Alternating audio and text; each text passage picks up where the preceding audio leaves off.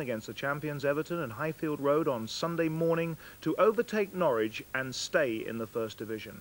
Bob Hall now reports on the gripping climax to Coventry's season.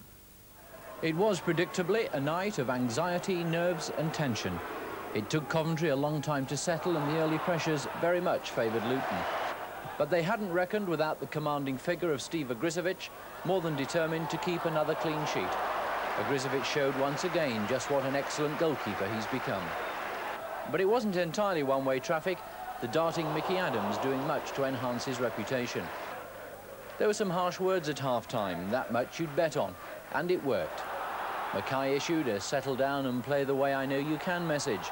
Less than a minute gone and Terry Gibson nearly made it 19 goals for the season. In the 60th minute, there were screams for a penalty. Tim Breaker looked the guilty man. Referee Brian Stevens from Stonehouse in Gloucestershire didn't want to know. Certainly referee Stevens couldn't have been closer. The pictures say it all. Then from a free kick, Brian Kilcline got his head to one that Les Seeley was glad to tip over the bar.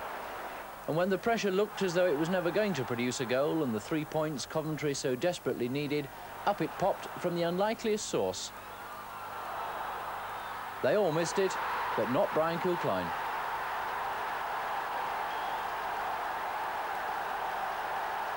You could have thought that Coventry had won the cup. 6 minutes later, and the final whistle. The scene's good-natured if unruly, players submerged in a sea of admiration and joy. Donald, I suppose your delight is tempered by the fact, as you told me, it's really only half-time, isn't it? Yeah, that's the big thing. And unfortunately, it's not Luton we're playing against on Sunday, it's the league champions we're playing on Sunday.